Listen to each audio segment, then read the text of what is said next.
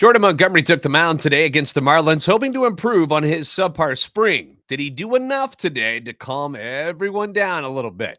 This is Locked On Cardinals. You are Locked On Cardinals, your daily St. Louis Cardinals podcast, part of the Locked On Podcast Network, your team every day.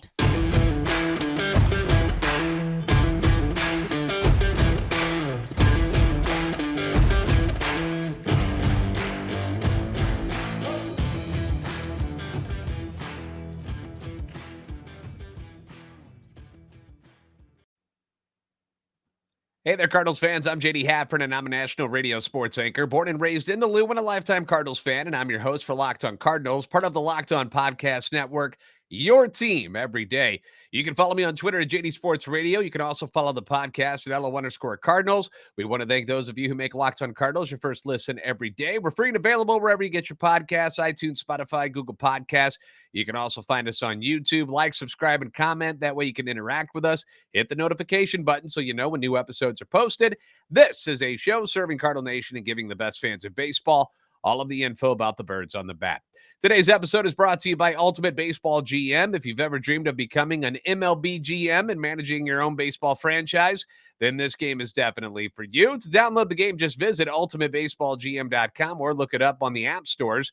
Our listeners get a 100% free boost to their franchise when using the promo code LOCKEDON, all caps, in the game. We are now just over a week away from opening day, and it's never really been a question as to who was going to be a part of this rotation as long as everybody was healthy. You've got five guys: Adam Wainwright, Miles Mikolas, Jack Flaherty, Steven Matz, and Jordan Montgomery. Waino and Mikolas have been off at the World Baseball Classic. Both pitched rather well for Team USA. Wainwright looked much better over there with Team USA than he did in the spring training games before he left. So that's something that we can kind of hang our hats on. Mikolas has been rock steady the whole time as he enters his final year of his current contract. And I still wonder if we're going to get an extension, like any kind of extension news for any of these guys, especially Mikolas, now that he's back from the WBC. We'll have to wait and see. Flaherty has had his ups and downs while Steven Matz has looked tremendous. But Jordan Montgomery, he had a pretty ugly outing his first time out where he surrendered 4 runs on 5 hits over 3 innings. That included a home run. He struck out only 2. No walks, though. That's good. But that was back on March 5th against the Mets. His second time out was against the Mets again on March 10th, and this time it was better. 2 runs on 3 hits in 4 innings. He strikes out 4. He walks 1. And something that we also have to remember, these guys aren't in top regular season form yet. Okay, let's not kid ourselves. So you should expect some bumps in the road during spring training. They're not supposed to come out here and throw 7 shutout innings, striking out 10. That's not what's supposed to happen. They're revving up for opening week. Sure, they want to get good results, but to expect lights out form out of any of these guys yet in the spring is really not a realistic idea. Instead, you just hope for improvements each time they take the mound, and that's what Monty had shown from his first start going into his second start. He got better. Now, today is where you wanted to see a continuation of that progress, and that is exactly what we got out of the big left-hander today as he faced the Marlins. Facing them, he gave up 6 hits and 5 innings of work. He only struck out 1, but he induced 10 ground ball outs and 2 double plays, which means 12 of the 15 outs that he got were via the ground ball. He also did not walk a hitter, has only walked one guy the entire spring, the whole spring, which you love to see. He looked really good. His command was good. And when you see all those ground ball outs, you know that Monty is on his game. And Rob Raines at STLSportspage.com reports that Montgomery expressed confidence that he's ready to go for the regular season after today's outing, but also that he might be a bit bummed that the team hadn't reached out to him about an extension this spring, which is something I brought up a few moments ago. Here's the quote from Montgomery in Raines' article. "We've had all spring. I said at the very beginning I had ears open. No one's talked. I'm just ready to try to win games and make my 32 starts. It's something you can't think about. I'm here. I want to win games for the Cardinals." And Raines also pointed out that Montgomery doesn't want to talk about the contract when the season starts. He quotes Montgomery as saying this: "If it doesn't get done in spring, I'm just going to start focusing on games." So that's where he's at. Doesn't it exactly sound like he's all that thrilled by the fact that there has been no communication between the Cardinals front office and his agent and him about any sort of extension going into the season. And granted, there is still some time this spring to talk to Montgomery, Michaelis, and Flaherty about extensions.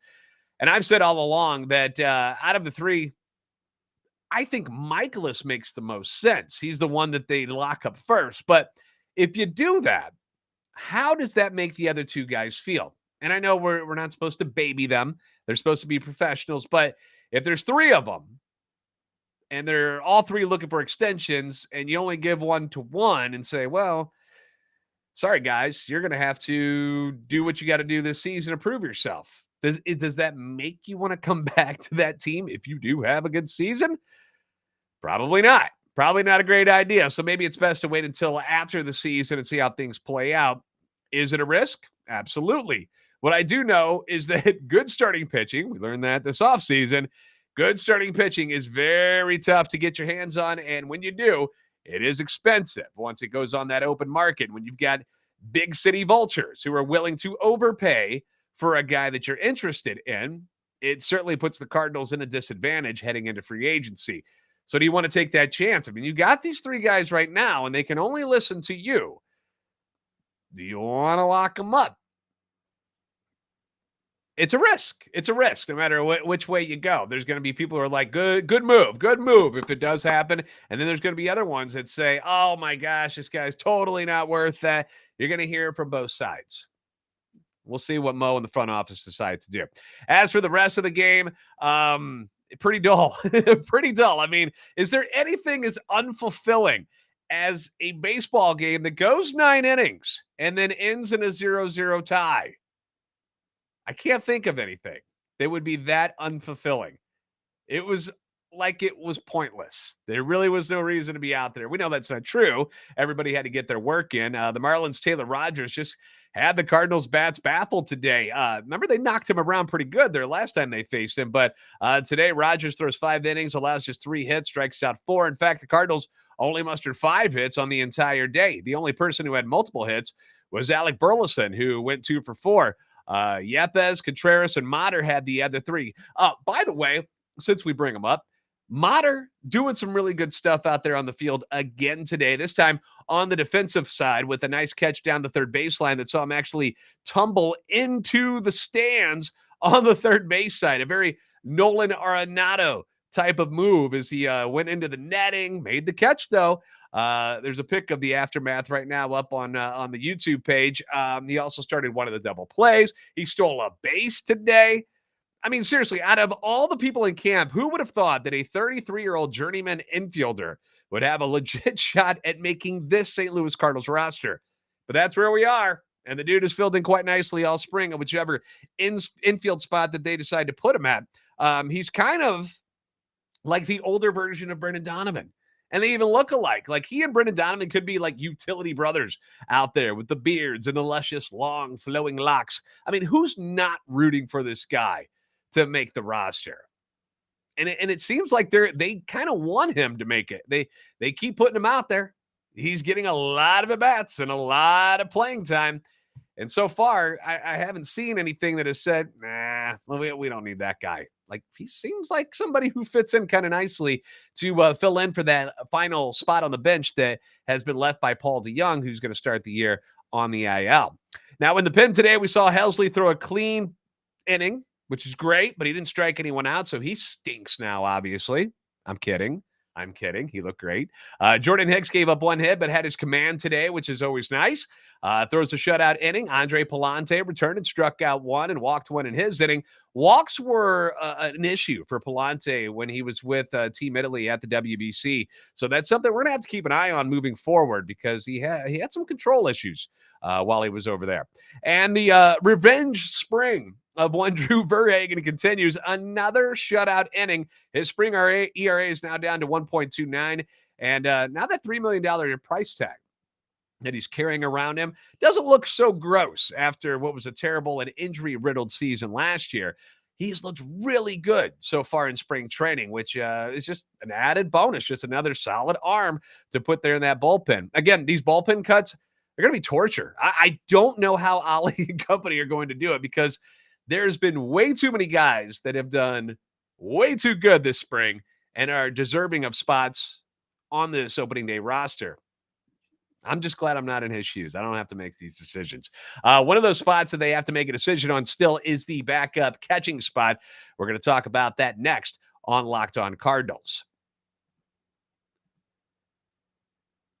Now, if you're a gamer, and I know we got a few of them out there, I'm one of them. I love video games. I think they're fantastic. And all of us here at Locked On are excited about our new partner and sponsor of today's episode, the mobile game Ultimate Baseball GM. If you've ever dreamed of becoming an MLB GM, if you want to put on Mo's, well, he doesn't really wear a bow tie anymore, but if you want to put on, Mo's shirt, have to do what he has to do, manage your own professional baseball franchise, and this is definitely the game for you. You can play through the season and lead your team to glory, or if you're like some of my colleagues, complete and total failures as GMs. I know Berkey from Locked On A's and H-Town from Locked On Astros have pointed out they've been fired from their franchises in this game.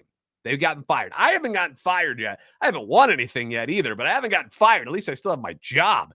But it's up to you. You got to weather the storms of a normal baseball season. You got to hire the right coaches and staff, manage the team finances. You've got scouting. You've got drafting. You've got navigating your franchise through, injuries and slumps. All of this stuff takes place, and it's all in a challenging and realistic game world. It's also completely free, which is also pretty darn cool. And you can play it offline, which is an added bonus as well. That way you can play on the go as you want and when you want.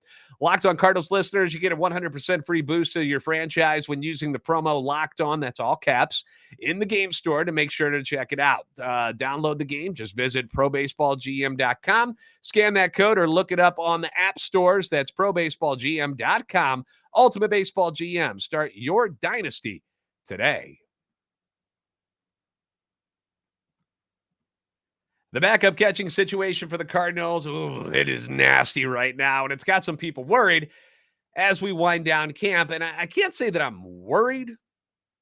I'm not worried, but at the same time, you've got to be a little bit concerned of how terrible these guys have been. None of these guys have been able to hit a lick all spring. Wilson Contreras, he's your main man, right? Dude has been great. Arm looks great. Pitching staff is responding to him well behind the plate. He's hitting like we thought he would. He's now batting .367 this spring. No dingers, but 3 doubles, 5 runs scored, 5 knocked in, 3 stolen bases, all of that in 30 plate appearances. I will take that all day, every day. But after him, it has been downright brutal. Ivan Herrera showed some life in his brief time in camp, going 3 for 8, but he's going to be the starting catcher at Memphis every day, as he should be. You can't bring him up here and have him ride the pine. It's the same rules that apply for Mason Wynn. You can't have Herrera coming up here and just sitting. That's not going to make him any better. All right? He's not going to be better riding the bench in St. Louis. He's got to play, and if he can do that at Memphis, you send him down there, which is what they're doing. Then we have Trace Pereira hitting a whopping 167 in 11 games. He's 2 for 12 with a dinger and a double. He has walked 6 times. I'll give him a little high five for that. But that's been about it. Pedro Pages, spelled Pages, but Pages is how it's pronounced, hitting 125 in 11 games. He's 2 for 16 with no extra base hits. He's got 1 RBI. And then there is the curious case of one Andrew Knizner.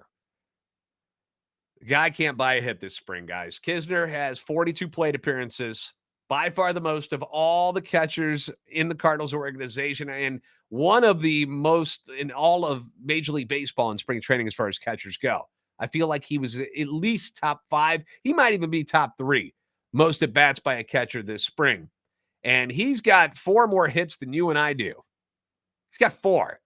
Another 0 for 4 day today. He's now hitting under 100 this spring. His batting average is .095. He has no extra base hits. He's only walked twice, and he struck out 9 times. The guy has just not been able to hit at the major league level, and this is after he was a very good minor league hitter. Knizner is a career .303 hitter in 4 seasons in the minors. He hit .324 for AA Springfield in 2017, hit .313 combined at AA AAA in 2018. Then in 2019 at Memphis, his batting average dips to .276, which is nothing to sneeze at. That's very good. Had 12 home runs, 34 RBIs, all of that in 66 games. Where is this guy? It has been a different story altogether at the major league level. And it's like I said, I'm not worried, but I'm a bit concerned. Now, according to Rob Reigns' article, Ali Marmol sounded optimistic about him after the game today, saying it was a deceiving number, his 0 for 4. It's the best we've seen him. Hopefully, he can build on that. We know Wilson Contreras is going to catch the bulk of the games this season, but the days of one guy catching 130-plus games a year, it's over. They don't exist, really. Yachty was a different breed. He was a freak. He was a freak, if you will.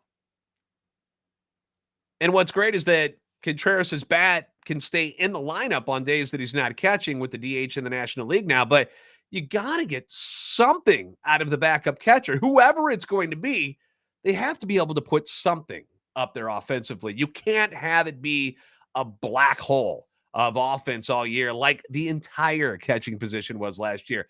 Yachty and Kisner combined last year were terrible hitters. They were awful. I don't like saying bad things about Yachty ever, but he wasn't good last year. Let's just be honest. Look at the numbers. He wasn't. If I'm the Cardinals, I'm just saying, I'm checking the waiver wires. I am paying attention. I'm keeping my eyes out on who's getting cut here in these final days of spring training in case a veteran becomes available. Because when you look at Contreras' track record for injuries, he has a tendency to go down for a couple of weeks in a season. And if you have to roll out Andrew Kisner and his career 204 major league batting average during the majority of that time, it could cost you. It could put you in a hole, and you don't want that. What can we take away from last night's WBC championship game? We'll talk about that next on Locked On Cardinals. The tournament, of course, heating up this weekend. We're going to get into the Sweet 16, and now's the perfect time to download FanDuel, America's #1 sports book, because new customers get a no-sweat first bet up to $1,000. That's bonus bets back if your first bet doesn't win. Just download the FanDuel Sportsbook app. Safe, secure, it's super easy to use. Then you can bet on everything from the money line to point scores and three-pointers drained. Plus, FanDuel even lets you combine your bets for a chance at a bigger payout with the same game parlay, which always makes those games even more entertaining. So don't miss out on your chance to get your no-sweat first bet up to $1,000 in bonus bets when you go to FanDuel.com/LockedOn. That's FanDuel.com/LockedOn to learn more. I know a lot of us are in our fantasy basketball playoffs right now. I got a lot of dudes who have been going down injured. It's not helping me out, but these games, you can make that fantasy basketball game that you're watching because you want to see, one or two guys do well, even that more interesting by putting down some bets there with FanDuel. Make every moment more with FanDuel, an official sports betting partner of the NBA.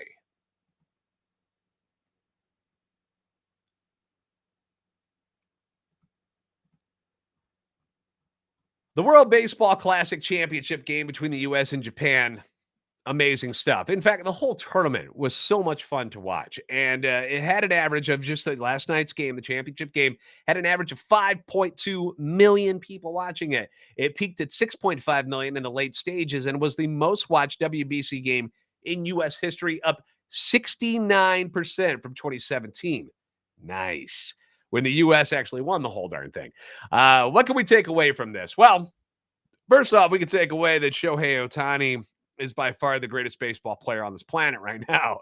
I also took away that despite the narrative that baseball isn't popular anymore, that it's too boring, that there are a lot of baseball fans still out there that enjoy this sport. And I know that it has been said a billion times before, so let's make it 1,000,000,001. I don't care. MLB needs to do a better job of marketing these phenomenal players that are in smaller markets. Now, granted, Ohtani and Trout, they're not in a small market. They're in LA, but they are they're not the Dodgers. They're overshadowed because they're on the Angels.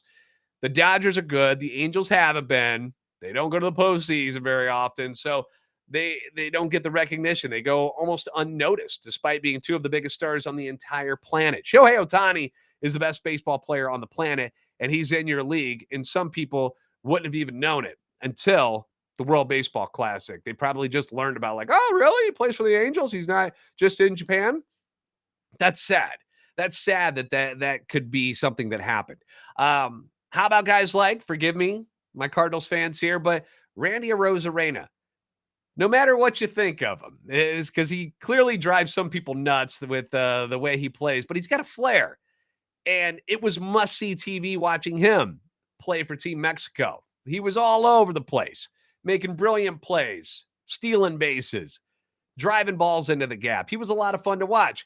He plays for the Tampa Bay Rays, who never get any attention, despite normally being a pretty good team. But they're in a not so great baseball market. They don't draw good crowds in Tampa Bay, so nobody pays attention.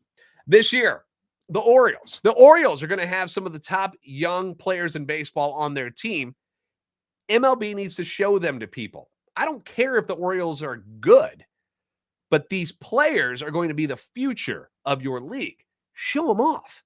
Bobby Witt Jr., a superstar in the making on Team USA, happens to play on the Kansas City Royals, who aren't a great franchise right now. They're not the Yankees. They're not the Mets. So they don't get any love. Why aren't you pushing these guys? Make these young stars the faces of your franchise or of your league. Make it a point to promote the young guys, even if they're on teams that aren't very good right away. Julio Rodriguez for the Mariners last year. An incredible season. Nobody'd heard of him really until the All-Star game because of the Home Run Derby. Why? I knew who he was, but I'm a baseball dork. You got to show these guys to other people. People need to learn about him. Let them see him. Like this year, I want to see San Diego. I want to see that lineup with Soto, Tatis Jr., Machado, Bogarts. I want them on national TV more. I want to be able to watch them. We know the Mets, the Phillies, the Braves, Astros, Dodgers, Yankees.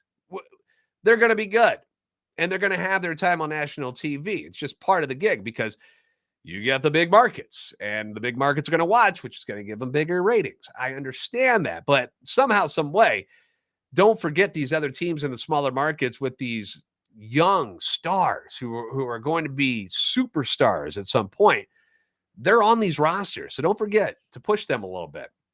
Another thing, as much as baseball is a team sport, it also offers that unique one-on-one confrontation like you got with Ohtani and Trout that other sports cannot match. You can't do that in football. NFL can't pull that off. Basketball, at times when one person goes for the game-winning shot and one other person's guarding them, so you sort of have it there, I guess. Hockey has shootouts, but not in the playoffs when everybody's watching, and rarely is it seen during a game, only when a game in the regular season isn't decided in overtime. Then we go to shootouts. Soccer has the penalty kicks during the World Cup. That was awesome.